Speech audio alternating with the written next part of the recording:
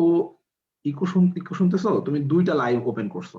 তোমার naturally Facebook অ্যাপে তুমি যখন লাইভে ক্লিক করো, ওখান থেকে তুমি যদি একটু বের হয়ে যাও, লাইভটা ইনসেটে দেখাইতে থাকে। তো এরপরে তুমি যদি আবার লাইভে ঢোকো, তখন তোমার ফেসবুক তোমাকে দুইটা লাইভ ওপেন করে দেখাবে, একটা ইনসেটে চলবে, একটা মেইন স্ক্রিনে চলবে। তো তুমি হয়তো লাইভটা ছেড়ে একটু বের হয়ে গেছিলা, এই জন্য ইকো শুনতেছো। কেমন? তুমি ফেসবুক অ্যাপটা অফ করে আবার এটা অন করো, তাইলেই হবে। অথবা যে কোনো একটা অফ করে দাও, হয় ইনসেটটা নাহলে মেইন লাইভটা অফ করে দাও, তাইলেই হবে। যেটা বলতেছিলাম সেটা হচ্ছে যে আহ, মানে কথাবার্তা আগের মতোই আর কি, যে তোমার যদি নতুন বই না থাকে তাহলে তুমি মোবাইল ফোনের স্ক্রিনটাকেই বই হিসেবে ভেবে ক্লাসটা করো। ক্লাসের মধ্যে যা যা লেখার মতো থাকবে সবকিছু কিন্তু আমি নোট আকারে দিয়ে দিব। কেমন? আমরা স্টার্ট করি হচ্ছে তরঙ্গের একদম প্রথম আর্টিকেল থেকে 9.3, যেখান থেকে আসলে আমাদের পড়াটা শুরু। 9.3 তে প্রথম যে পয়েন্টটা পড়া লাগবে এটা হচ্ছে তরঙ্গের বৈশিষ্ট্য। তরঙ্গের বৈশিষ্ট্য আমাদের বইতে আছে মোট 9টা। তুমি দেখো এখানে যতগুলা বৈশিষ্ট্য আছে সব বৈশিষ্ট্যই পজিটিভ সেন্সে লেখা। তরঙ্গের এমন কোনো কিছু লেখা নাই যেটা তার নাই বা যেটা সে করতে পারে না। দেখো সবগুলা পয়েন্ট দেখো কিভাবে আছে, আছে, আছে, হতে পারে, হতে পারে, আছে, ঘটায়, করে, না বোধক, নাই, এমন কোনো কথা কিন্তু এখানে নাই, তাই না? সবই হ্যাঁ বোধক। এখন 9টা পরপর পয়েন্ট থেকে টিচার প্রশ্ন করতে পারে কিভাবে? ন্যাচারালি নাম্বারিং করা কিছু পয়েন্ট থেকে টিচাররা সত্যি মিথ্যার প্রশ্ন করে, যে নিচের কোনটি হ্যাঁ বা নিচের কোনটি না, নিচের কোনটি সত্যি, নিচের কোনটি মিথ্যা। কি করবে? পরপর 4টা লাইন তুলবে। 4 লাইন তুলে যে কোনো একটাকে উনি মিথ্যা বানাই দিবে। মিথ্যা বানাবে কিভাবে? হ্যাঁ আছে, না বানাই দিবে। তার মানে তুমি দেখবা তরঙ্গের নিচের কোনটি তরঙ্গের বৈশিষ্ট্য না, তুমি খুঁজে বের করবা না বোধক কোনটা, ওইটাই তার বৈশিষ্ট্য না, ওইটাই ভুয়া, ওইটাই বইতে নাই। কেমন? তবে এখানে একটা বেয়াদব পয়েন্ট আছে, 8 নাম্বারটা বাকি সবার সাথে সে ম্যাচ করে না। একটু পড়ে দেখো কি লেখা আছে। তরঙ্গ প্রতিফলন, প্রতিসরণ, ব্যতিচার, অপবর্তন ঘটায়। সবার নাম আছে, একজনের নাম নাই। কার নাম নাই? সমাবর্তনের নাম নাই। কার নাম নাই? সমাবর্তনের নাম নাই। তুমি জানো তরঙ্গ দুই প্রকার, একটা হচ্ছে অনুপ্রস্থ বা আর তরঙ্গ, দেখো উপরে লেখা আছে অনুপ্রস্থ বা আর তরঙ্গ, আরেকটা হচ্ছে অনুদৈর্ঘ্য বা লম্বিক তরঙ্গ। কেমন? তরঙ্গ দুই প্রকার। এখন এই দুই জাতের তরঙ্গ দুনিয়ার সবার জন্য পজিটিভ। তারা দুইজনই প্রতিফলন ঘটায়, দুইজনই প্রতিসরণ ঘটায়, দুইজনই ব্যতিচার ঘটায়, দুইজনই অপবর্তন ঘটায়, কিন্তু সমাবর্তনের বেলায় একজন ঘটায়, একজন ঘটায় না। কে ঘটায়? অনুপ্রস্থ তরঙ্গের সমাবর্তন ঘটে। যেমন আমি লিখতেছি একটু, অনুপ্রস্থ তরঙ্গের সমাবর্তন ঘটে।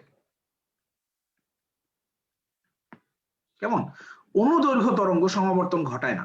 এখন অনুদৈর্ঘ্য তরঙ্গ সমাবর্তন ঘটায় না, এটা এই চ্যাপ্টারের জন্য এত ইম্পর্টেন্ট কেন? এই চ্যাপ্টারে পুরোপুরি আলোচনাটাই হয়েছে শব্দ নিয়ে। এই চ্যাপ্টারে পুরোপুরি আলোচনাটা হয়েছে শব্দ নিয়ে।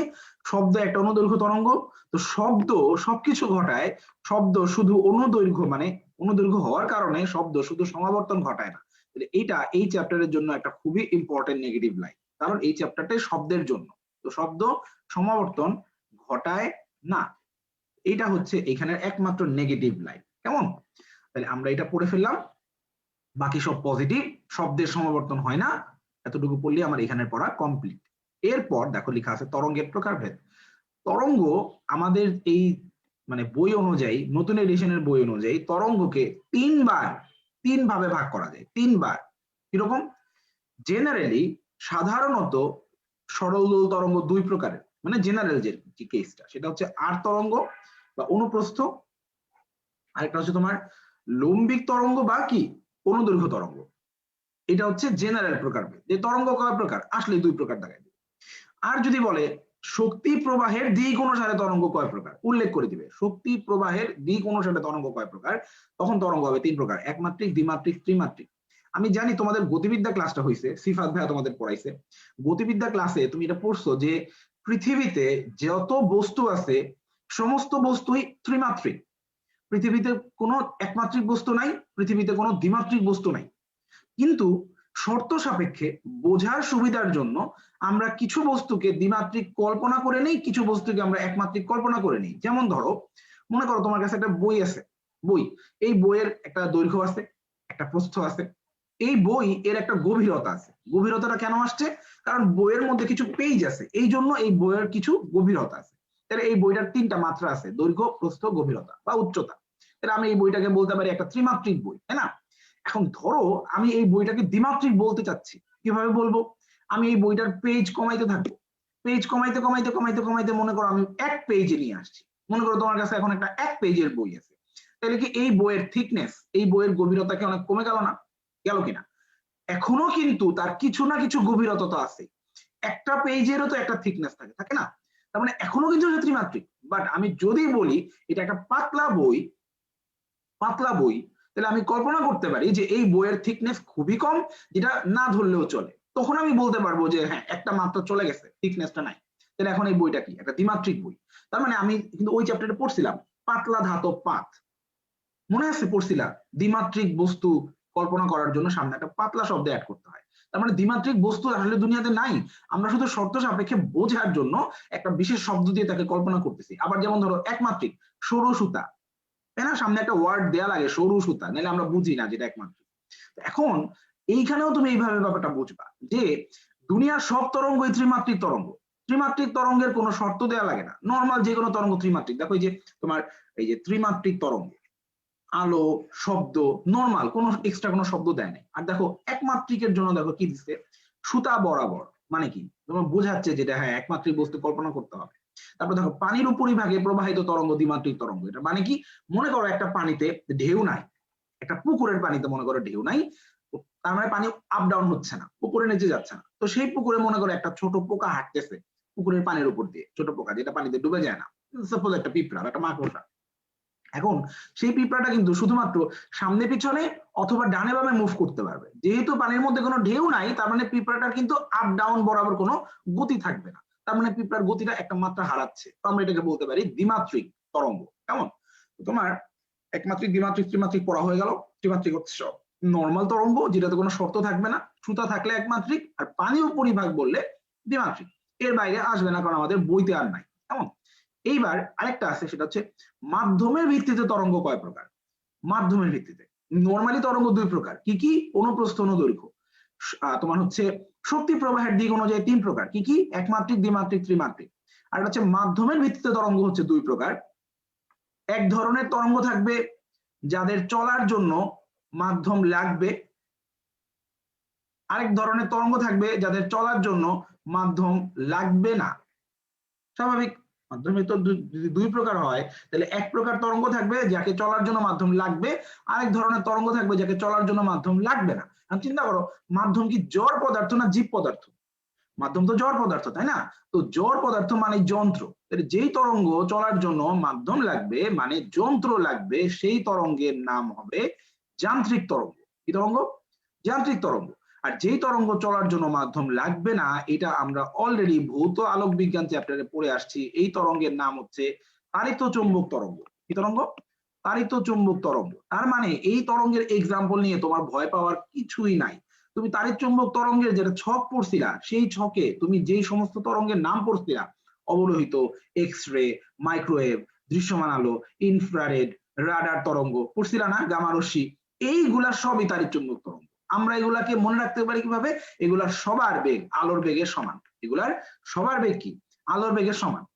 তার মানে যার বেগ আলোর বেগের সমান, তার চলার জন্য কোনো মাধ্যম লাগবে না, সোজা কথা। সেই তাড়িত চৌম্বক তরঙ্গ। কেমন? আর এছাড়া বাদ বাকি দুনিয়ার সব যান্ত্রিক তরঙ্গ। যেমন পানিতে সৃষ্ট তরঙ্গ, কি তরঙ্গ? যান্ত্রিক তরঙ্গ। একটা টিউনিং ফর্কে বাড়ি দিছো, টিউনিং ফর্ক থেকে তরঙ্গ আসছে, কি তরঙ্গ? যান্ত্রিক তরঙ্গ। কথা বোঝা যাচ্ছে? শব্দ কি তরঙ্গ? যান্ত্রিক তরঙ্গ। পানির মধ্যে তরঙ্গ কি তরঙ্গ? যান্ত্রিক তরঙ্গ। বোঝা যাচ্ছে? তাহলে যান্ত্রিক আর তাড়িত চৌম্বকের ব্যাপারে আমার কোনো সমস্যা নাই। এটা তোফাজ্জল স্যারের বইতে আছে, এটা আমি সুন্দর করে কম্পেনিয়ন বুকেও তুলে দিছি। আর যেহেতু বইয়ের মধ্যে লিখতেছি, দ্যাট মিন্স আমি এটা হ্যান্ড নোটের মধ্যেও তুলে দিছি। কেমন? এরপর অনুপ্রস্থ এবং অনুদৈর্ঘ্য তরঙ্গের এক্সাম্পল বাকি আছে। অনুদৈর্ঘ্য এবং অনুপ্রস্থ তরঙ্গের এক্সাম্পল মনে রাখার জন্য আমরা একটু এইখানে দেখব।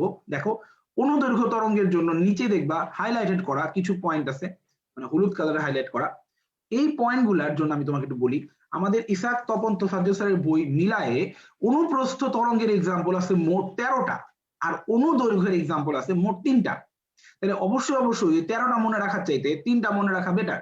আমরা যদি এই 3টা মনে রাখতে পারি, তাহলে আমরা বাদ বাকি সবগুলাকে অনুপ্রস্থ বলে চালাই দিতে পারবো। কেমন? তো এই 3টা তরঙ্গের নাম কি কি? প্রথম অনুদৈর্ঘ্য তরঙ্গের নাম হচ্ছে শব্দ। তুমি দেখো যেটা এখানে আছে, শব্দ হচ্ছে সবচেয়ে জনপ্রিয় অনুদৈর্ঘ্য তরঙ্গের এক্সাম্পল, তাই না? আর তারপর একটা হচ্ছে স্প্রিং। স্প্রিং, একটা স্প্রিং কিভাবে আগায়? স্প্রিং এর কিছু অংশ সংকোচন, কিছু অংশ কি প্রসারণ করে, তাই না? আমরা তো জানি সংকোচন প্রসারণের মাধ্যমে এটা আগায়, তার নামই হচ্ছে অনুদৈর্ঘ্য তরঙ্গ। তো স্প্রিং এর তরঙ্গ অনুদৈর্ঘ্য তরঙ্গ বোঝা যাচ্ছে। 3 নাম্বার যেটা আমাদের বইতে নাই, যেটা হচ্ছে তোফাজ্জল জোসারের বইতে আছে, এটার নাম হচ্ছে কেচোর চলন। কেচোর চলন। কেঁচো কিভাবে হাঁটে?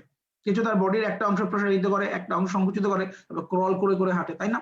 তো এইটা বলার পর কারো মাথায় আসতে পারে যে ভাইয়া এইভাবে তো আরো প্রাণীও হাঁটে, যেমন ধরেন হাইড্রার চলন, যেমন হাইড্রা তো লুপিং করে, তাই না?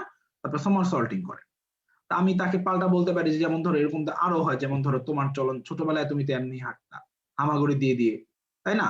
এখন এরকম অনুদৈর্ঘ্য তরঙ্গের এক্সাম্পল তো দুনিয়াতে লাখ লাখ আছে।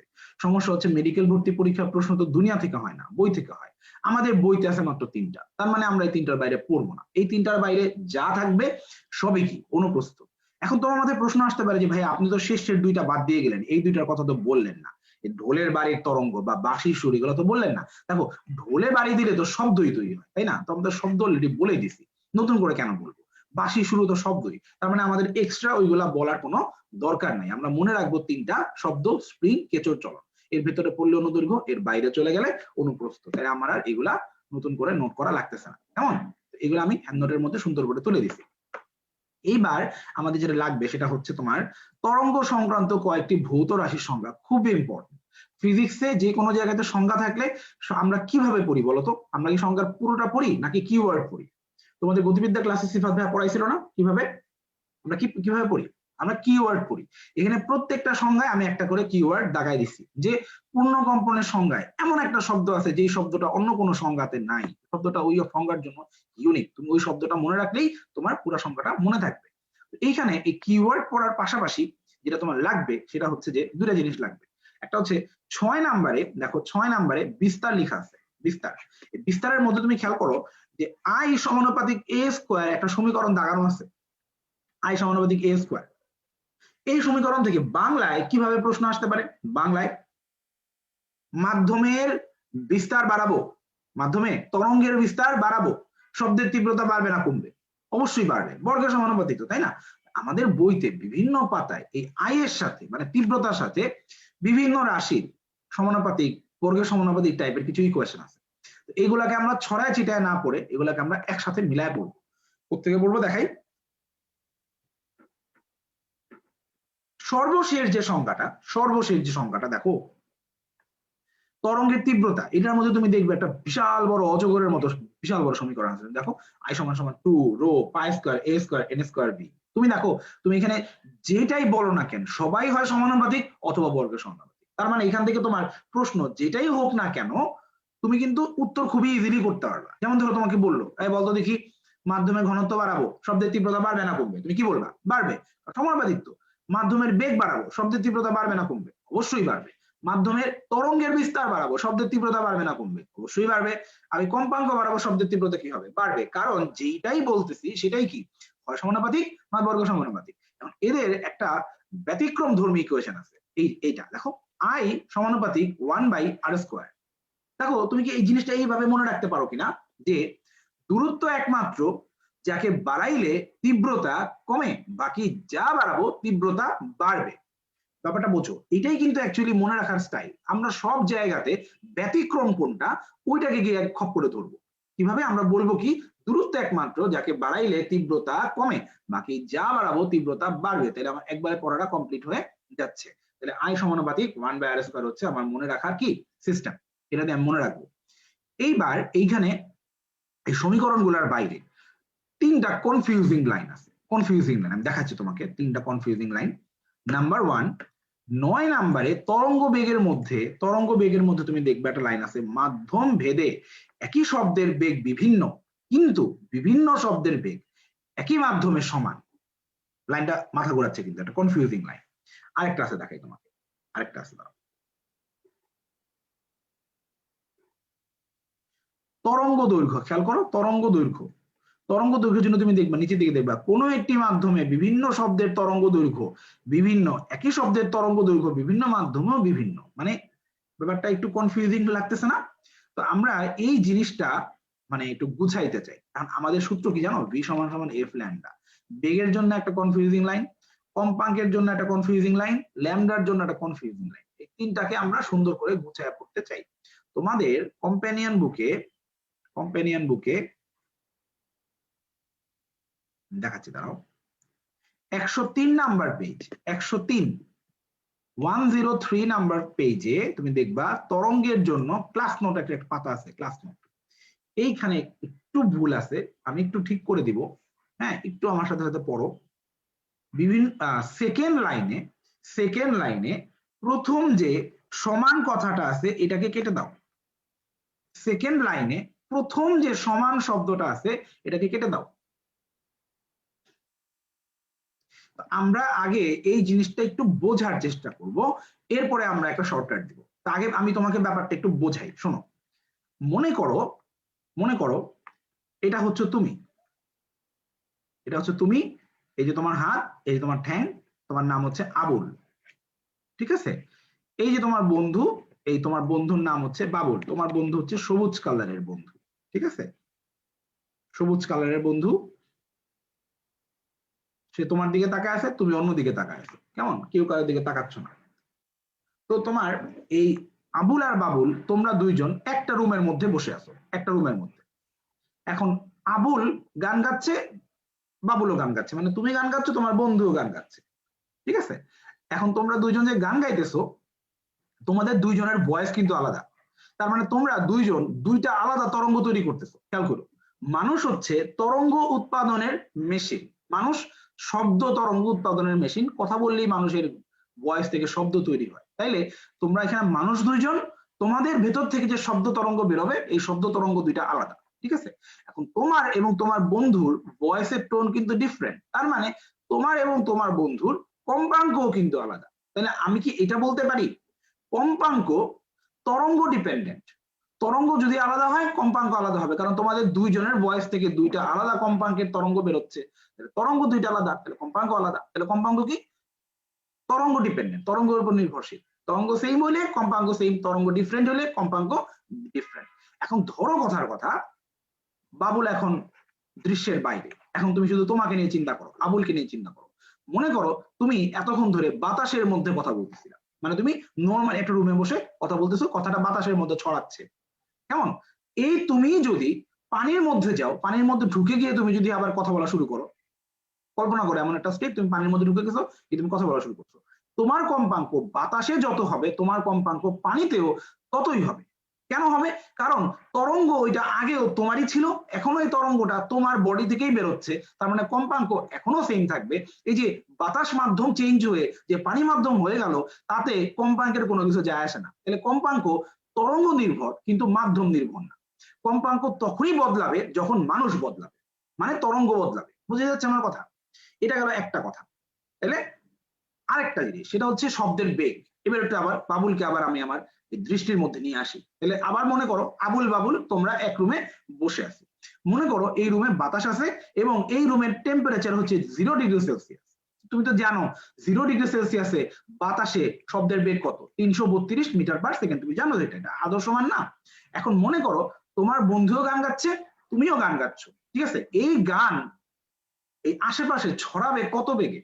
332 মিটার পার সেকেন্ড বেগে, কারণ বাতাসের শব্দের বেগ 332 মিটার পার সেকেন্ড। এখন তোমার গানও 332 মিটার পার সেকেন্ড বেগে ছড়াবে, তোমার বন্ধুর গানও 332 মিটার পার সেকেন্ড বেগে ছড়াবে। আবার বলতেছি, তোমার গান 332 মিটার পার সেকেন্ড বেগে ছড়াবে, তোমার বন্ধুর গানও 332 মিটার পার সেকেন্ড বেগে ছড়াবে, কারণ তোমরা দুইজন একই মাধ্যমে বসে আছো। তাহলে আমি কি এটা বলতে পারি যে শব্দের বেগ তরঙ্গ নির্ভর না? তোমরা মানুষ আলাদা, শব্দের বেগ সেটা দেখতে পাচ্ছে না। শব্দের বেগ কি বলবে? যেই মাধ্যমে আসি এই মাধ্যমের হিসাবে ছড়াবো, কারণ ছড়াবে কিন্তু আশেপাশের মাধ্যমের উপর ডিপেন্ড করে, যে আশেপাশের মাধ্যম কি কতটুকু ঘন কতটুকু পাতলা। তাহলে শব্দের বেগ মাধ্যমের উপর ডিপেন্ডেন্ট, তরঙ্গের উপর না। এখন মনে করো এই তুমি যদি, বাবুলকে বাদ দিই, এই তুমি যদি পানির তলায় চলে যাও, পানির তলায় গিয়ে যদি গান গাওয়া শুরু করো, তাহলে সেই গান মাছেরা শুনবে 1500 মিটার পার সেকেন্ড বেগে, কারণ বাতাসের চাইতে পানিতে শব্দ 5 গুণ জোরে ছড়ায়। তাহলে আমি বলতেই পারি যে তুমি যে একই মানুষ, বাতাসে শব্দ করতেছিলা, পানি থেকে শব্দ করলা, শব্দের বেগ কিন্তু সেটাকে পাত্তা দিল না, সব তরঙ্গ এক হইতে পারে, ডাজেন্ট ম্যাটার। মাধ্যম চেঞ্জ হইলে শব্দের বেগ চেঞ্জ, তাহলে শব্দের বেগ মাধ্যম নির্ভর কিন্তু তরঙ্গ নির্ভর না। তাহলে দেখো আমরা যে দুইটা লাইন বুঝলাম, আমরা যদি বুঝছি, বোঝার সময় বুঝতে ভালো লাগছে যে হ্যাঁ বুঝছি, কিন্তু পরে এটাকে রিকল করা ইজ সো টাফ। মাথার মধ্যে ধাপ করে আনতে কিন্তু একটু সময় কি লাগবে, বেশি লাগবে। তো এটার জন্য আমরা যেটা করব, আমরা এইখানে একটা ছন্দ মনে রাখার চেষ্টা করব। ছন্দটা হচ্ছে যে, খেয়াল করো,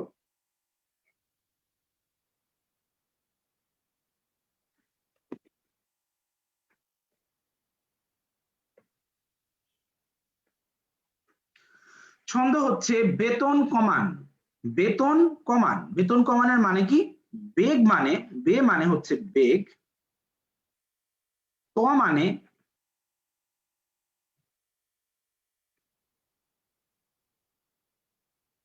তরঙ্গ নির্ভর,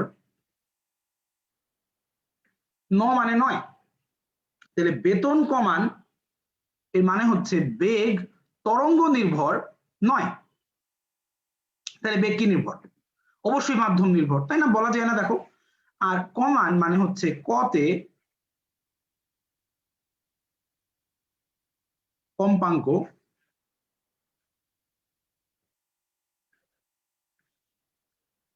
মাতে মাধ্যম নির্ভর, নতে নয়। তাইলে কম্পাঙ্ক মাধ্যম নির্ভর নয়। বুঝে যাচ্ছে আমার কথা? এক সাইড মনে রাখলে তো আরেক সাইড মনে রাখা যায়, তাই না? তাহলে বেগ তরঙ্গ নির্ভর না, তাহলে বেগ কি নির্ভর? মাধ্যম নির্ভর। আর কম্পাঙ্ক মাধ্যম নির্ভর না, তাহলে কম্পাঙ্ক কি নির্ভর? তরঙ্গ নির্ভর। ঠিক কিনা? কথা বুঝে যাচ্ছে? বেতন কমান, বেগ তরঙ্গ নির্ভর না, তার মানে বেগ মাধ্যম নির্ভর। আর কম্পাঙ্ক মাধ্যম নির্ভর না, তার মানে কম্পাঙ্ক কি, তরঙ্গ নির্ভর। এখন কথা হচ্ছে আমরা বেগের ব্যাপারে পড়লাম, আমরা কম্পাঙ্কের ব্যাপারে পড়লাম। ল্যামডা কি বলে শোনো। ল্যামডাকে জিজ্ঞেস করলাম তুমি কি তরঙ্গের উপর নির্ভরশীল? তো ল্যামডা বলতেছে জি স্যার আমি তরঙ্গের উপর নির্ভরশীল। তো তাই আমি বললাম তাহলে তুমি মাধ্যমের উপর নির্ভরশীল না, তাই না? বললেন না না স্যার আমি মাধ্যমের উপর নির্ভরশীল। তার মানে আমরা খুঁজে বের করলাম ল্যামডা আসলে এক প্রকার ছেঁচড়া, তার কোনো ইগোই নাই, তার কোনো সেলফ রেসপেক্ট নাই। যেমন বেগ যেমন একজনের উপর নির্ভরশীল আরেকজনের উপর না, কম্পাঙ্ক একজনের উপর নির্ভরশীল আরেকজনের উপর না, তাই না? তাদের একটু সেলফ রেসপেক্ট আছে, আত্মসম্মান বোধ আছে। ল্যামডার কোনো আত্মসম্মান বোধ নাই, ল্যামডা আসলে সবার উপর নির্ভরশীল। ল্যামডা বলবে যে আপনি যেটাই বদলান আমি বদলায় যাবো, আপনি তরঙ্গ বদলান আমি তাতেও বদলায় যাবো, আমি মাধ্যম বদলান আমি তাতেও বদলায় যাবো, আমি সবসময় পরিবর্তনশীল। কেন? কারণ ল্যামডা ছেঁচড়া। তো আমরা এই জিনিসটা এখানে দেখো লিখে রাখছি। প্রথমে কারেকশনটাও লিখে রাখছি, যে তোমার ওই যে কোন লাইনটাতে কারেকশন হবে এটা নোট করে রাখছি। তারপরে হচ্ছে তোমার এই যে ছন্দটা লিখে দিছি, পুরাটা লাইন লিখছি, নিচে ছন্দটা তুলে দিছি। তারপরে ল্যামডার কথা লিখছি, শব্দ তরঙ্গের তরঙ্গ দৈর্ঘ্য এবং তরঙ্গ এবং মাধ্যম নির্ভর হয়, দুইটার উপরে ডিপেন্ডেন্ট। কেমন? তাইলে আমাদের এটা পড়াটা একবারে কমপ্লিট হয়ে গেল। কেমন? আমরা এখন চলে যাব, সংজ্ঞাগুলার ঝামেলা শেষ করলাম, সমীকরণগত প্রবলেম দেখাইলাম, তারপরে হচ্ছে তোমার ওই যে কে কোনটার উপর নির্ভরশীল তা বললাম। এইবার আমরা চলে যাব কণার বেগ এবং তরঙ্গ বেগের মধ্যে পার্থক্য। কণার বেগ, রাইট, ফাহামিদ স্বচ্ছ একদম কারেক্ট। ল্যামডা ছেঁচড়া না হলে এফ আর ভি এদের সেলফ রেসপেক্ট থাকতো না, কারণ ল্যামডাই আসলে দুই জায়গাতে মিনিমাইজেশন করতেছে, নিজেকে স্যাক্রিফাইস করে বাকিদেরকে সেম রাখতে দিচ্ছে। একদম ট্রু। কণার বেগ এবং তরঙ্গ বেগের মধ্যে পার্থক্য, এটার জন্য তুমি দেখতেই পাচ্ছ আমি গতকালকে তোমাদের দাগানো বই আপলোড করে দেওয়া হয়েছে। কেমন? তো এই দাগানো বইয়ের মধ্যে তুমি দেখছো যে এই জিনিসগুলা দাগানো বইয়ের মধ্যেই ছিল। তো আমরা এই মানে শর্টকাটটা পরে দেখতেছি, আগে একটু আমরা ব্যাপারটা বুঝে নেই। কণার বেগ আর তরঙ্গ বেগ ব্যাপারটা আসলে কি শোনো। কণার বেগ তরঙ্গ ব্যাপারটা আসলে কি শোনো, তোমরা এটা ছোটবেলায় খেলছো কিনা আমি জানি না, এটা গ্রামের বাচ্চারা মানে শিশু বয়সে খেলে, এটা খুবই মানে একটা স্ট্রং চাইল্ডহুড মেমোরি। সেটা হচ্ছে বাচ্চারা এই তোমার কিছু পাত্রের সাহায্যে টেলিফোন খেলে। কিভাবে? মনে করো এটা সবচেয়ে ভালো রেজাল্ট পাওয়া যায়, মনে করো যদি একটা প্লেট, পুরান প্লেট, অবশ্যই পুরান প্লেট যেটা কাজে লাগতেছে না, মনে করো লোহা বা কাঁসার প্লেট বা পিতলের প্লেট যেগুলা গ্রামে ব্যবহার করে, এরকম দুইটা প্লেট নিবে, নিয়ে প্লেটের পিছনে ফুটা করবে, ফুটা করে একটা কপারের তার বা একটা গুনার তার, যেটাকে আমরা বাংলায় বলি গুনার তার, এটাকে অ্যাকচুয়ালি হচ্ছে কপারের তার। কেমন? এটার সাহায্যে এক জায়গা থেকে আরেক জায়গায় এটা কানেক্ট করবে। এরপরে তোমার এক বন্ধু এখান থেকে বলবে হ্যালো, মানে এটা মুখে নিয়ে বলবে হ্যালো, আরেক বন্ধু আরেকটা কানে লাগায় রাখবে শোনার জন্য। কেমন? এটা তোমরা করছো কিনা আমি জানি না, এটা যদি করো তুমি ব্যাপারটা রিলেট করতে পারো, বুঝতে পারবা। কেমন? এটা বাচ্চারা করে। তো তোমার হচ্ছে এই একজন যে হ্যালো বলতেছে আরেকজন যে শুনতে পাচ্ছে ব্যাপারটা, এটা অ্যাকচুয়ালি মানে এটা টেলিফোনের মতো কাজ করে। কিভাবে কাজ করে? যখন সে হ্যালো বলতেছে, এই হ্যালোটা দুই ভাবে যাচ্ছে বন্ধুর কাছে। একটা হচ্ছে যেহেতু বন্ধু অত দূরে দাঁড়ায় নেই, কাছেই দাঁড়ায় আছে, তো বাতাসের মাধ্যমে শব্দটা যাচ্ছে, যেটার বেগ হচ্ছে 332 মিটার পার সেকেন্ড বা তার চেয়ে একটু বেশি, মনে করো 340 এর কাছাকাছি হয়, 340 এর কাছাকাছি মনে করা হয়, কেমন?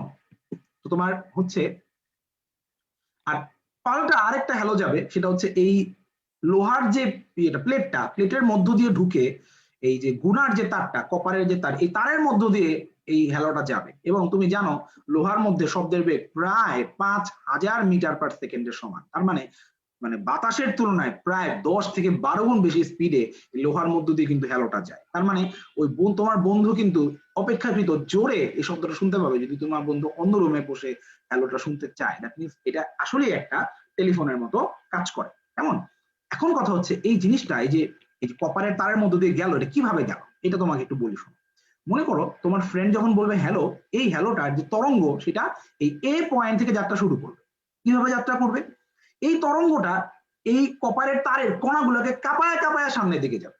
কারণ তরঙ্গ এমন একটা কিছু যেটা এনার্জি পাস করে, কণা পাস করে না। মানে এটা কোনো কণাকে নিয়ে যাচ্ছে না, এটা একটা এনার্জিকে নিয়ে যাচ্ছে। কিভাবে যাবে দেখো, এইখানে তরঙ্গটা প্রথমে শুরুর দিকের কণাগুলাকে কাঁপাবে, যার যার জায়গায় থেকে কণাগুলো উপরে নিচে কাঁপবে, মানে জায়গা থেকে কাঁপতেছে, কারণ কণাগুলো তো কঠিন পদার্থের কণা, কণাগুলো তো নড়তে পারতেছে না, ডানে বামে যেতে পারতেছে না, কণাগুলো জায়গা থেকে কাঁপবে, কম্পন করবে। কম্পন করার কারণে যেটা হবে, তরঙ্গটা এ পয়েন্ট থেকে একটু সামনে বি পয়েন্টে আসবে।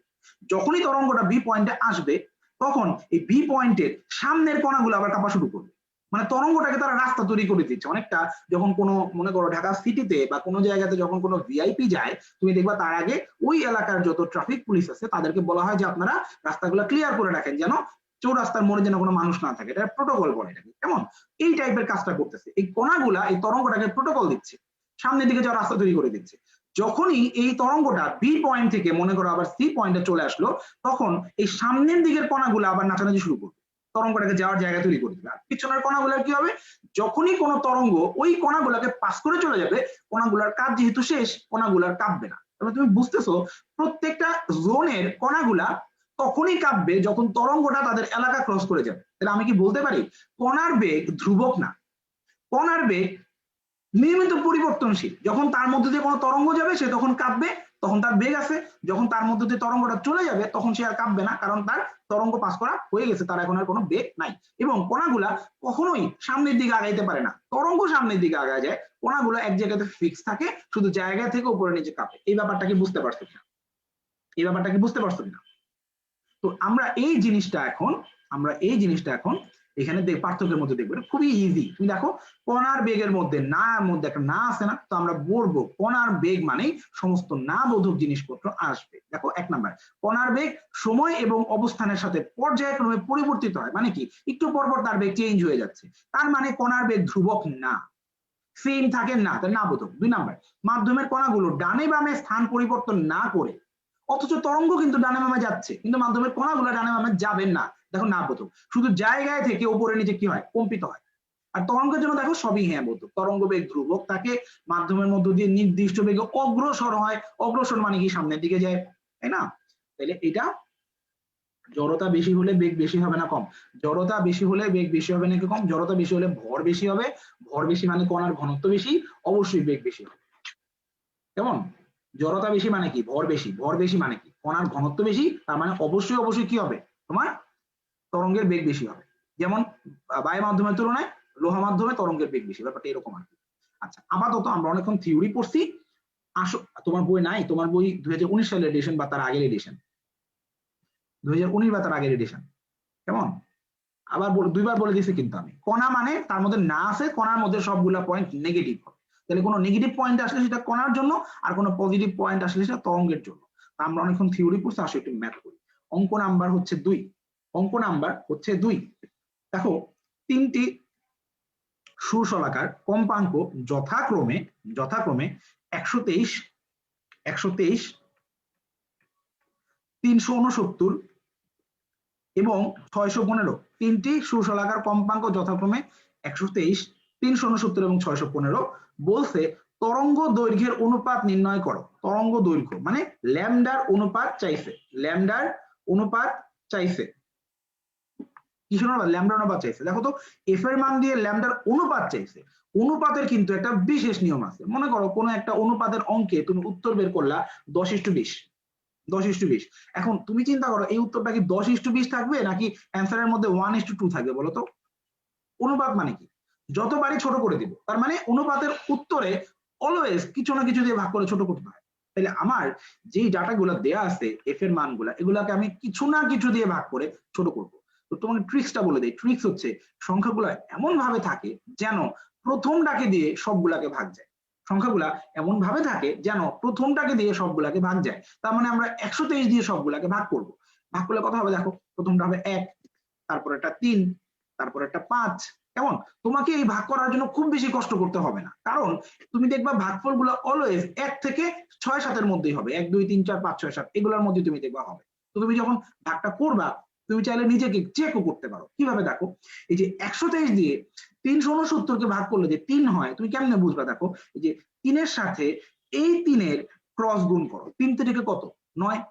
তো লাস্টের ডিজিট গুণ করলে তুমি দেখবা লাস্টের ডিজিটের সমান হচ্ছে। আবার 123 দিয়ে 615 কে ভাগ করলে যে 5 হয়, এটা বুঝবা কেমনে? দেখো 5 দিয়ে 3 কে একটু গুণ করে দেখো, 3 5 কত? 15। দেখো লাস্টের ডিজিট গুলা দিয়ে গুণ দিলে কিন্তু মিলতেছে। কি হচ্ছে? মিলতেছে। তো আমি বুঝতেছি যে কত দিয়ে ভাগ করতে হবে, 123 দিয়ে, এবং ভাগ করাটা খুবই ইজি, অত কঠিন না। এখন তুমি আমাকে বলো, এই যে আমি ভাগটা করলাম, আমি কি ল্যামডা বের করে ফেলছি? আমি কি উত্তর বের করে ফেলছি? অবশ্যই না। এটা আগেও এফ ছিল, এটা এখনো এফই আছে। মানে আমি শুধু কম্পাঙ্কের একটা অনুপাত বের করছি, ল্যামডার কিন্তু এখনো কোনো অনুপাত বের করি নাই। আমার টার্গেট হচ্ছে আমি এই একের নিচে কিছু একটা লিখবো। তো একের নিচে কত লিখবো এটা বোঝার জন্য তুমি তোমার মোবাইল ফোনের স্ক্রিনে 1 কে আঙ্গুল দিয়ে চেপে ধরো, 1 কে আঙ্গুল দিয়ে চেপে ধরো। 1 ছাড়া আর কি কি দেখা যাবে? 3 আর 5 দেখা যাবে। 3 আর 5 কে গুণ করে দাও, 3 5 কত হয়? 15। এটা বসবে একের নিচে। বুঝা যাচ্ছে? আরেকবার বলি, 3 এর নিচেও আমি কিছু একটা লিখবো। 3 এর নিচে কত লিখবো এটা বোঝার জন্য 3 ছাড়া আর কি কি আছে দেখো। 3 ছাড়া কি কি আছে? 1 আর 5, 1 আর 5 কে গুণ করে দাও, কত হবে? 5 কে 5। আর 5 এর নিচে কত লিখবো বোঝার জন্য 5 ছাড়া আর কি কি আছে সেটা দেখবো। 3 এবং 1 গুণ করে দাও, 3। দেখো এটাই অ্যান্সার। তাহলে শর্টকাটটা কি দাঁড়াইলো? প্রথমে আমি প্রথম সংখ্যাটা দিয়ে সবগুলাকে ভাগ করব, নাম্বার 1 ছোট করার জন্য। নাম্বার 2, প্রত্যেকটা সংখ্যার জায়গায় কিছু একটা বসবে, সেই কিছু একটা কি? ওই সংখ্যাটা ছাড়া আর যা আছে সব গুণ। এটা হচ্ছে কথা। কেমন? এখন কথা হচ্ছে যে আমরা একটু অভ্যাস করি, প্র্যাকটিস করি। হ্যাঁ, প্র্যাকটিস না করলে মনে থাকে না। মনে করো তোমাকে যদি বলতো সংখ্যাগুলা 10, 20, 30, তুমি কি করতা? তুমি বলতা না 1, 2, 3, এটাই তো বলতা। 1 এর বদলে কত হবে? 6। 2 এর বদলে কত হবে? 3। আর 3 এর বদলে কত হবে? 2। ঠিক কিনা? এখন কথা হচ্ছে যে ভাইয়া এটা কি শুধুমাত্র 3টা সংখ্যার জন্যই প্রযোজ্য? না, এটা একাধিক সংখ্যার জন্য প্রযোজ্য। যেমন আমি যদি তোমাকে বলি 4টা সংখ্যা 10, 20, 30, 40, তখন এটা প্রযোজ্য। তুমি দেখো 1, 2, 3, 4। এখন কি হবে বলো তো? 1 এর জায়গায় কি হবে? 1 এর জায়গায় বাকি সবগুলার গুণ, 2, 3, 4 এর গুণ, 3 2 6, 4 6 কত? 24। তারপর 2 এর জায়গায় কি হবে বলো তো? 1, 3, 4 এর গুণ মানে 12। 3 এর জায়গায় কি হবে? 4 2 8, মানে 8 1 8, মানে 1 তো গুণ দিচ্ছি, বোঝা যাচ্ছে না তাই না? 4 এর বদলে কি হবে? 3 2 6, বোঝা যাচ্ছে? ইনফ্যাক্ট তোমাকে একটা ব্যাপারে বলে দিই, আমাদের মানে ইন্টারমিডিয়েটের বইতে কিন্তু 4টা দিয়ে কোনো ম্যাথ নাই। দেখো তাও 4টা দিয়ে মিলতেছে, কিন্তু আমাদের ইন্টারের বইতে 3টা দিয়ে ম্যাথ আছে, 2টা দিয়ে ম্যাথ আছে, এবং 2টা দিয়ে কিন্তু পরীক্ষা আসেও। 2টা দিয়েও কিন্তু সেম রুল দেখাই তোমাকে। মনে করো আসলো যে এই 10 আর 20, এফ এর মান হচ্ছে 10 আর 20, ল্যামডার অনুপাত কত? ল্যামডা অনুপাত কত? তুমি কি বলবা? প্রথমে তুমি হচ্ছে 10 দিয়ে ভাগ করবা, 1 আর 2। এখন তুমি ভাববা যে ভাইয়া 1 কে তো চেপে ধরলে আর কেউ থাকে না। আবার বলি, 1 কে তো চেপে ধরলে আর কেউ থাকে না। 1 কে চেপে ধরলে আর কি থাকে? 2 থাকে। 2 বসায় দাও। 2 কে চেপে ধরলে কে থাকে? 1 থাকে। 1 বসায় দাও, শেষ। 2:1। বুঝা যাচ্ছে আমি কি বলছি? তার মানে সবসময় যে গুণ করতে হবে জরুরি না। ওই একটাকে চেপে ধরে আর কি আছে সেটা দেখো, এটা বসায় দেওয়া হয়ে যাবে। শুভজিৎ বলতেছে আরেকবার বলেন স্যার। আচ্ছা ঠিক আছে, আমি 10 20 30 এটা আরেকবার বলি। প্রথমে 10 20 30 থাকলো, মনে করো এটা হচ্ছে কম্পাঙ্কের মান, এটা হচ্ছে এফ এর মান, এত হার্জ। কেমন? তারপরের কাজ হচ্ছে তুমি এটাকে 10 দিয়ে ভাগ করে ছোট করে ফেলবা। 10 দিয়ে কেন? প্রথমটা দিয়ে ভাগ করতে হবে। কেমন? এবার তুমি একটু একটা কাজ করো তো, তোমার মোবাইল ফোনের স্ক্রিনে এই একের নিচে কি লিখবো, এখানে কি লিখবো বোঝার জন্য তুমি একটাকে বাদ দিয়ে দেখো আর কি কি দেখা যায়। এককে বাদ দিয়ে আর কি দেখা যায়? 2 আর 3 দেখা যায় না? 2 আর 3 এর গুণফলটা হবে একের নিচে 6। আবার 2 এর নিচে কি হবে? এটা মানে হচ্ছে 2 বাদে আর কি কি আছে ওগুলাকে গুণ করে দাও 3। আর 3 এর নিচে কি লিখবো? 3 বাদে আর কি কি আছে ওগুলাকে গুণ করে দাও, তাহলেই হবে। এখন এখানে একটা প্রশ্ন আসে যে ভাইয়া এটা কখন কখন অ্যাপ্লাই হবে? এই শর্টকাটটা কখন কখন অ্যাপ্লাই হবে দেখাই তোমাকে। এখানে ছিল এফ, চাইছে ল্যামডা, এফ থেকে ল্যামডা বের করতে বললে এই শর্টকাট অ্যাপ্লাই হবে, কারণ এফ এবং ল্যামডার সম্পর্ক ব্যস্তানুপাতিক। দুনিয়াতে যত ব্যস্তানুপাতিক সম্পর্কের রাশিমালা আছে এদের সবার সাথে সবার এই শর্টকাটটা অ্যাপ্লিকেবল। অনুপাতের অঙ্ক চাইলে অনুপাত অঙ্ক বললে সবার সাথে সবার সেম। যেমন তোমাকে যদি এখন আমি কেমিস্ট্রিতে গিয়ে বয়েলের সূত্র থেকে জিজ্ঞেস করি, তুমি তো জানো না যে বয়েলের সূত্র পি আর ভি ব্যস্তানুপাতিক, জানো তো তাই না?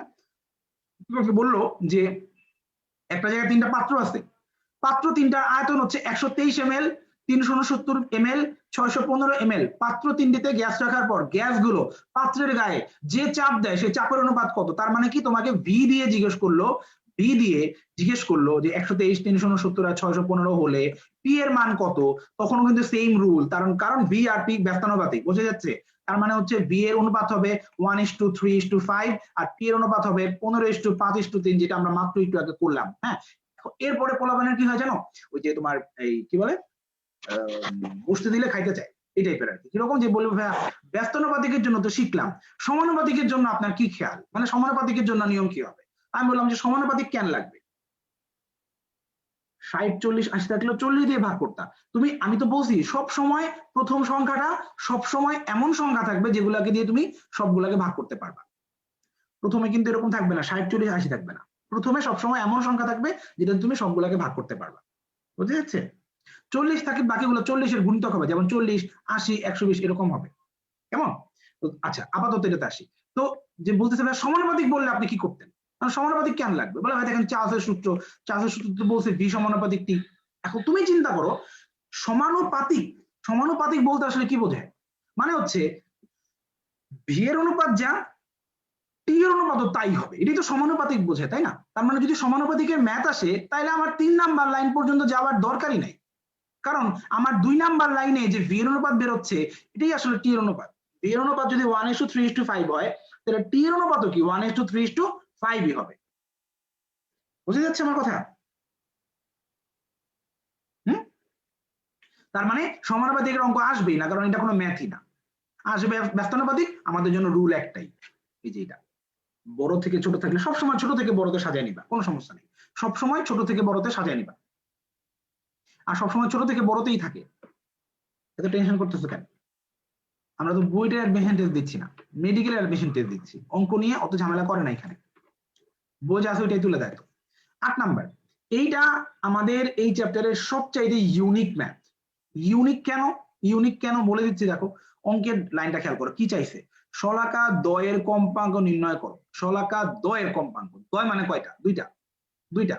আমরা এই অঙ্ক তখনই চিনবো যখন দেখবো অঙ্কের মধ্যে জিজ্ঞেস করতেছে শলাকা দ্বয়ের কম্পাঙ্ক কত, বা উভয় কম্পাঙ্ক কত, বা জোড়া কম্পাঙ্ক কত, এবং দেখবো যে অপশনে কমা দিয়ে উত্তর দিচ্ছে। কি দিচ্ছে? কমা দিয়ে 10,20 option A, 20,30 option B, 30,40 option C. এইভাবে যখন দিবে তখন আমরা বুঝবো যে হ্যাঁ এটা এই টাইপ থেকেই আসছে।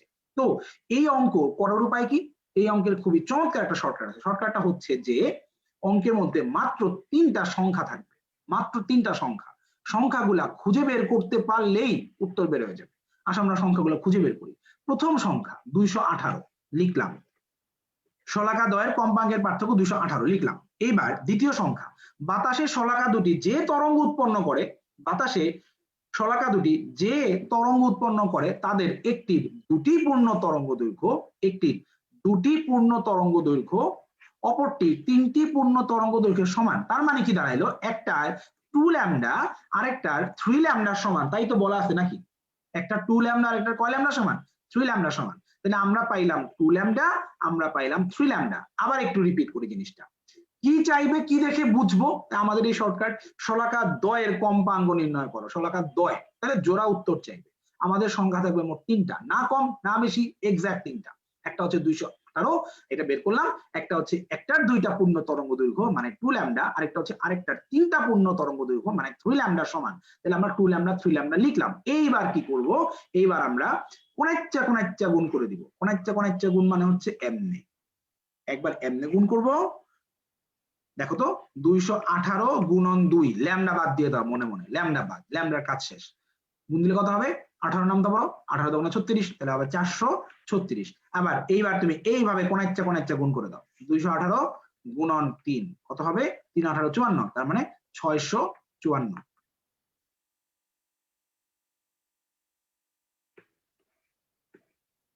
ওই যে দেখতে পাচ্ছ আসছে কিন্তু। এখন তোমার মাথায় প্রথম যে কথাটা আসবে যে ভাইয়া এটা কি সব জায়গায় খাটবে কিনা, এটা কি সব জায়গাতে খাটবে কিনা, এ সব জায়গায় খাটবে। আমি তোমাকে একটু প্র্যাকটিস করার জন্য, আমি তোমাকে একটু জিনিসটা মানে অভ্যাস করানোর জন্য আমি তোমাকে একটা পাতাতে নিয়ে যাচ্ছি, যেটা হচ্ছে অনুশীলনের অঙ্ক, ন্যাচারালি যেখান থেকে আসে না, কিন্তু জাস্ট অভ্যাস করানোর জন্য যে তুমি ব্যাপারটা ধরতে পারতেছো কিনা, এটা দেখো আমি তোমাকে নিয়ে যাচ্ছি। দাও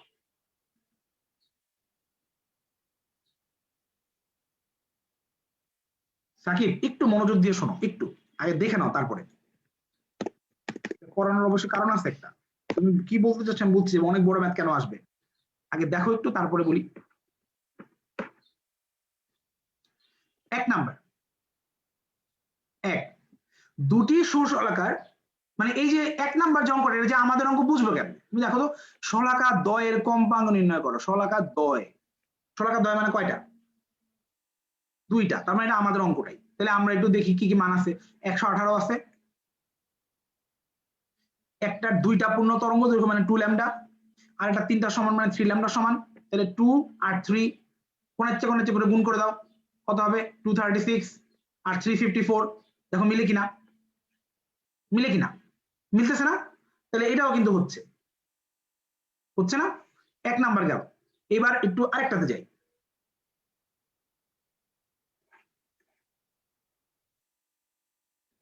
9 নাম্বার, 9 দুটি সুশলাকার কম্পাঙ্কের পার্থক্য 32 আসছে। কেমনে বুঝবো এটা আমাদেরটা, দেখো কম্পাঙ্ক দ্বয় নির্ণয় করো, কম্পাঙ্ক দ্বয়।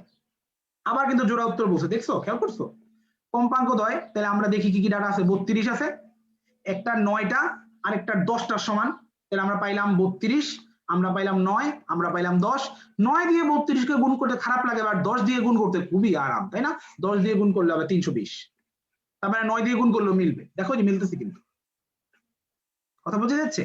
এখন কথা হচ্ছে যে সবগুলা অঙ্কে এই ভোজবাজির মতো মিলতেছে কেন, কেন মিলতেছে, এটা পিছনে কাহিনী আছে। কাহিনী হচ্ছে তুমি যাদেরকে দিয়ে গুণ দিচ্ছ তারা এইখানে অলওয়েজ একটা পরপর সংখ্যা, তুমি যাদেরকে দিয়ে গুণ দিচ্ছ এরা অলওয়েজ এক পরপর সংখ্যা, 9 10 2 3 2 3 পরপর সংখ্যা না। পরপর সংখ্যা হইলেই শুধুমাত্র এই ম্যাজিকটা খাটবে। যদি পরপর সংখ্যা না হয় তাইলে আমরা কি করব, আমি তোমাকে একটু হোয়াইট বোর্ডে লিখে দেখাই জিনিসটা। প্রথম অঙ্কে আমাদের ছিল 218, আমাদের ছিল 2, আমাদের ছিল 3, আমরা এদেরকে দিয়ে গুণ করতেছিলাম। তো আমরা কিভাবে গুণ করছিলাম, আমরা গুণ করছিলাম 218 গুণন 2, আমরা গুণ করছিলাম 218 গুণন 3, আমাদের হয়েছিল 436, আমাদের হয়েছিল 654, এই দুইটা আসছিল। তারপরের অঙ্কে আসছে 118 দিয়ে একটা, ওইটাও 2 আর 3 ছিল, 118 2 আর 3, আমরা তখনও কি করছি 118 গুণ 2, 118 গুণ 3 আমরা করছিলাম 230, আমরা করছিলাম 354। তারপরে আমাদের আসছে হচ্ছে তোমার 32, আমাদের ছিল 9, আমাদের ছিল 10, আমরা বলছিলাম 32 ইন্টু 9, 32 ইন্টু 10 ইকুয়াল টু হচ্ছে 288 আর 320। এগুলা কেন মিলে আমি তোমাকে এবার একটু বলি, আর পরপর সংখ্যা না হলে কেন মিলবে না সেটা বলে দিয়েছি শোনো। এই যে তুমি দেখো এই যে 218 আর 2 আর 3 দিছে না, এটার মানে কি জানো, মানে হচ্ছে তুমি যে উত্তরগুলা বের করবা সেই উত্তরগুলার বিয়োগফল 218 আর ভাগফল 2/3, এটা মানে বুঝো। ওই যে একটার 2টা আর একটার 3টা সমান, মানে কি ভাগফল কি 2/3 না। তাহলে তারা বলতেছে যে তুমি এমন দুইটা সংখ্যা বের করো যে সংখ্যা দুটার বিয়োগফল 218 আর ভাগ করলে 2/3 হয়। তুমি দেখো তো এই দুটাকে ভাগ করলে কিন্তু 2/3 হবে, কারণ এই দুটাকে ভাগ করা মানে কি, এই দুটাকে ভাগ করা, এই দুটাকে ভাগ করা মানে কাটাকাটি করলে তো 2/3 হবে, তাই না? আর বিয়োগ করলে তো 218 হবেই। একই কথা দেখো পরের দুইটার জন্য, দেখো তুমি দেখো এই যে এমন দুইটা সংখ্যা বের করতে বলছে যাদেরকে বিয়োগ করলে 118 আর ভাগ করলে 2/3 হয়। আসলেই তো ভাগ করলে 2/3 হবে, তাই না বলো? আবার এইখানে দেখো এমন দুইটা সংখ্যা বের করো যাদেরকে বিয়োগ করলে হচ্ছে 32 হয় আর ভাগ করলে 9/10 হয়। এখন ধরো টিচার বুঝে গেল, টিচার ধরো বুঝে ফেলছে যে এই পিচ্চি কি করে, কোন একটা করে গুণ দিয়ে দেয়, অঙ্কই করে না। তো স্যার ভাবলো যে তোমার সব বাহাদুরি পরপর সংখ্যার মধ্যে। স্যার কি করলো, স্যার ভাবলো যে এমন অঙ্ক দিব যেন পরপর সংখ্যা যেন না হয়। তো টিচার প্রথমে চিন্তা করলো যে তোমাকে দিবে যে দুইটার পার্থক্য 100, দুইটার পার্থক্য 100, একটার 4টা আর একটার 5টার সমান। স্যার ভাবলো তোমাকে এটা দিবে। তো স্যার ভাবলো যে না, এটা দেওয়ার পর তো ও মনে মনেই কাজটা করবে, এটা দেওয়ার পর ও মনে মনেই কাজটা করবে, এই কাজটা করে 500 লিখবে, এটাকে 400 লিখবে, তারপরে আমার কাছে এসে বাহাদুরি করবে, স্যার দেখেন অঙ্ক বের করছি, উত্তর হয়েছে, দেখেন ভেরিফাই করে দেখেন স্যার, বিয়োগ করলে কিন্তু 100 হয়, ভাগ করলে কিন্তু 4/5 হয়। আমি তো এই পিচ্চিকে আজকে জিততে দিব না, আমি আজকে একে পরপর সংখ্যা দিব না, আমি এমন সংখ্যা দিব যেন ওর মাথা গরম হয়ে যায়। তো স্যার কি করলো, স্যার তোমাকে দিল হচ্ছে যে একটা দিল হচ্ছে 6, একটা দিল 4, একটা দিল 6, একটা 4টা আর একটা 6টার সমান। এখন স্যার মনে মনে ভাবতেছে তুমি কি করতে পারো, তুমি মনে মনে কি করতেছো যে 400 আর 600 স্যার ভাবতেছে। তো তুমি স্যারের চিন্তাটাই সত্যি করে তুমি এটাই আসলে ভাবলা, তুমি স্যারকে লিখে দেখাইলা, স্যার দেখেন উত্তর হচ্ছে 400 এবং উত্তর হচ্ছে 6 দিয়ে গুণ করলে 600। স্যার বলল এই তোরটা হয় নাই, তোরটা হয় নাই, বিয়োগ করলে কি 200, বিয়োগ করলে কি 100 হচ্ছে, এই দুটো বিয়োগ করলে তো 200 হয়, এই দুটো বিয়োগ করলে কত হয়, 200 হয়, তোর উত্তর তো হয় নাই, আমি তো আমার বিয়োগ করলে 100 দরকার। তুমি বললো স্যার থামেন, আমার অঙ্ক এখনো শেষ হয় নাই, তাড়াহুড়া করেন না, আমার অঙ্ক এখনো শেষ হয় নাই, এত তাড়াহুড়া করেন না। আপনি যে সংখ্যা দুইটা দিচ্ছেন এই সংখ্যা দুইটার গ্যাপ হচ্ছে 2, আপনি যে সংখ্যা দুইটা দিচ্ছেন এই সংখ্যা দুইটার গ্যাপ কত, 2। তাহলে স্যার উত্তরটা আসলে এইটাকে গ্যাপ দিয়ে ভাগ, এটাকে গ্যাপ দিয়ে ভাগ দিতে হবে। দেখেন গ্যাপ দিয়ে ভাগ দিলে দেখেন উত্তর কত আসে, এটার উত্তর 300 আসে, এটার উত্তর 200 আসে। দেখেন এদের মধ্যে পার্থক্য কিন্তু 100 এবং এদের ভাগফল কিন্তু 2/3 আর আপনি যেটা দিচ্ছেন এই দুইটার ভাগফল 2/3। মিলে কিনা মিলে না, রাইট? এখন স্যার বলবে না না এটা কেমনে হয়, আগের অঙ্ক তো গ্যাপ ছিল না, আগের অঙ্ক তো গ্যাপ ছিল না, গ্যাপ পাইছিস কই, আগের অঙ্ক তো গ্যাপ ছিল না। তুমি বলো স্যার ছিল, আগের অঙ্কে স্যার গ্যাপ 1 ছিল। দেখেন আমি আগের অঙ্ক গ্যাপ দিয়ে ভাগ দিয়েছিলাম, আপনি দেখেন এক তো এক কেউ দাম দেয় না, যেমন আমাকে কেউ দাম দেয় না, এক কেউ দাম দেয় না। এই দেখেন আগের অঙ্ক গ্যাপ ছিল, আমি আগের অঙ্ক গ্যাপ দিয়ে ভাগ দিয়েছিলাম, আপনার চোখে পড়ে নাই। তার মানে আমাদের এই অঙ্কের ফাইনাল শর্টকাটটা কি দাঁড়াইলো, ফাইনাল শর্টকাট দাঁড়াইলো মান যাই দিক, মান যেটাই দিক আমরা কোন একটা করে গুণ করবোই, লাস্টে আমরা কি করব, গ্যাপ দিয়ে ভাগ করে দেব, লাস্টে আমরা গ্যাপ দিয়ে ভাগ করে দিব। বোঝা যাচ্ছে? এখন এই যে আমি তোমাকে এটা করাইলাম, এটা করায় তোমার লাভটা কি হবে জানো, এটা করায় তোমার লাভটা কি হবে, লাভটা হবে যে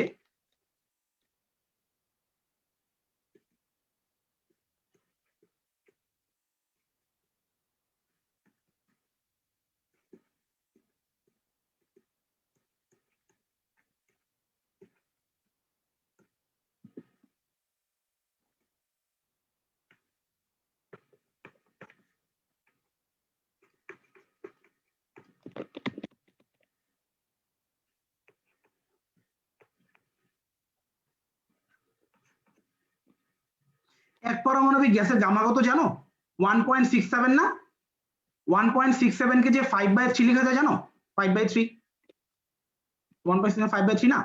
আর দ্বি পারমাণবিকের গামা কত জানো, 1.4, 1.4 মানে কত জানো, 7/5। আর বহু পারমাণবিক গামা কত জানো, 4/3, 1.33 না 4/3। তোমাকে মনে করো বললো সিপি এর মান কত, সিভি এর মান কত, সিপি এর মান কত, সিভি এর মান কত, এটা তোমাকে জিজ্ঞেস করলাম, মনে করো তুমি কিভাবে করবে জানো, তুমি তো জানো না সিপি মাইনাস সিভি হচ্ছে আর, জানো কিনা? আর গামা মানে কি, গামা মানে সিপি বাই সিভি না, গামা মানে সিপি বাই সিভি কিনা। এখন তুমি এক পারমাণবিকের জন্য চিন্তা করো তো, এক পারমাণবিকের জন্য গামা কত, 5/3। তাহলে আমি কি বলতে পারি না এক পারমাণবিকের জন্য সিপি বাই সিভি এর মান 5/3। এইবার তুমি চিন্তা করো তো এই অঙ্কটাকে আমাদের অঙ্কের সাথে মেলানো যায় কিনা। আমাদের অঙ্ক কি বলছে, এমন দুইটা সংখ্যা নির্ণয় করো যাদের বিয়োগফল 218 আর ভাগফল 5/3। তাহলে আমরা এখানে কি করতেছি, এমন দুইটা সংখ্যা বের করতেছি যাদের বিয়োগফল হচ্ছে আর, 218 না কত, আর ভাগফল কত, 5/3। তাহলে আমরা একটু ভাবো, আমরা আগের অঙ্কে বলছিলাম বিয়োগফল 100, ভাগফল 4/6। তো আমরা 100 সাথে কি করছিলাম, 4 গুণ দিছিলাম, 100 সাথে 6 গুণ দিছিলাম, তারপর আমরা গ্যাপ দিয়ে ভাগ করে দিয়েছিলাম। এখন আমরা তাই করব, আমাদের এখন বিয়োগফল কত, আর আগের বার ছিল বিয়োগফল 100।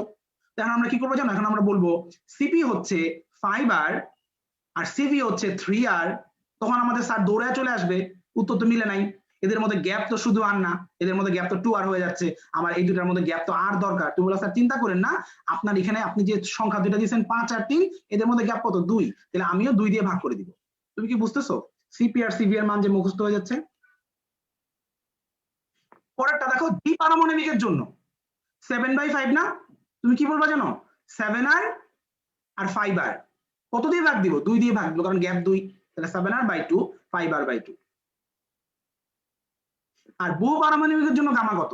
4/3, তাহলে আমার এখানে গ্যাপ কত? আর মানে আমার কত হবে? 4r আর এখানে হবে 3r। এখানে কোনো কিছুতে ভাগ করার দরকার নেই, কারণ গ্যাপ কত এখানে? 1। বুঝতেছো আমি কি বলছি?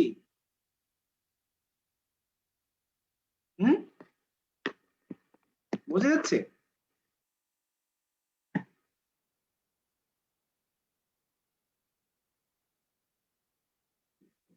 খুব চমৎকার। তাহলে এই জন্য এই শর্টকাটটা আমি আসলে এত যত্ন করে দেখাইছি, কারণ তোমার এই দুইটা জিনিসও হয়ে যাবে। ভালো কথা। এই যে এতটুকু, এই এতটুকু একটু স্ক্রিনশট তুলে নাও, কারণ এই জিনিসটা আমি হ্যান্ড নোটে দিই নাই, এটা তো মানে ইয়া না, তোমার তরঙ্গ চ্যাপ্টারের না, তো এটার আমি স্ক্রিনশটটা দিই নাই, তুমি এটা একটু স্ক্রিনশট তুলে নাও, এই স্ক্রিনটা। তাহলে আমাদের এই অঙ্ক কমপ্লিট। আমরা চলে যাচ্ছি হচ্ছে, তার মানে একই অঙ্ক দিয়ে আমাদের ফিজিক্স দুইটা চ্যাপ্টারের ম্যাথ হচ্ছে। আশা করি স্ক্রিনশট তুলছো। তাহলে আমি চলে যাচ্ছি হচ্ছে বইয়ের মধ্যে, আমরা আগের পড়ায় ফেরত যে আমরা অনেকক্ষণ ম্যাথ করছি।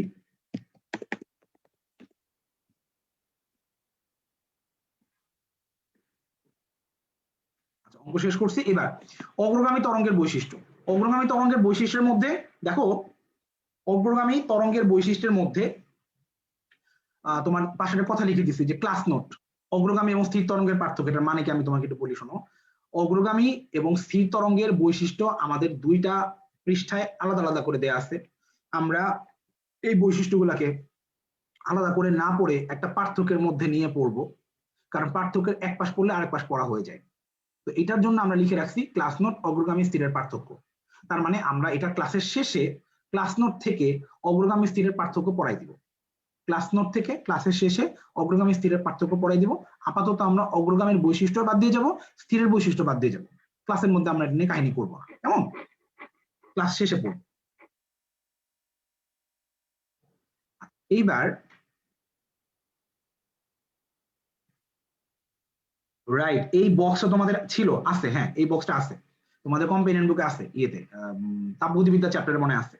শোনো, জানার বিষয়, জানার বিষয়, এই যে দেখো দুইটা লাইন আছে, কণার সরণ ওয়াই এবং বেগের মধ্যে দশা পার্থক্য 90 ডিগ্রি, কণার সরণ ওয়াই এবং ত্বরণ এর মধ্যে দশা পার্থক্য 180 ডিগ্রি। এটার মানে কি আমি তোমাকে বলি, মানেটা হচ্ছে যে দেখো সাইন থিটা এর দশা কত, এর দশা থিটা। দশা মানে কি জানো?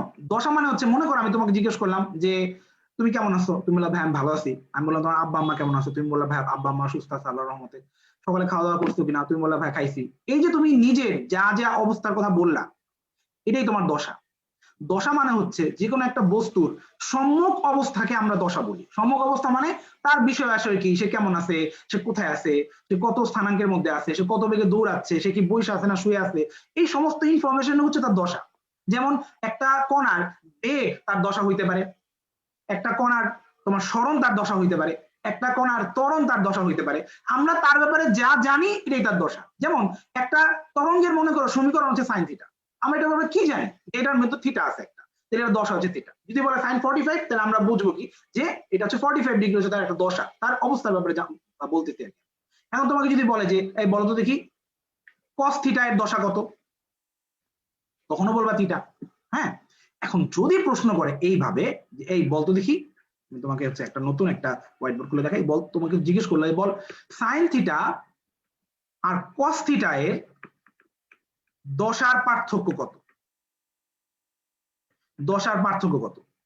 এখন তুমি কিন্তু বলতে পারবা না যে ভাই এইটার দশাও থিটা, কস থিটার দশাও থিটা,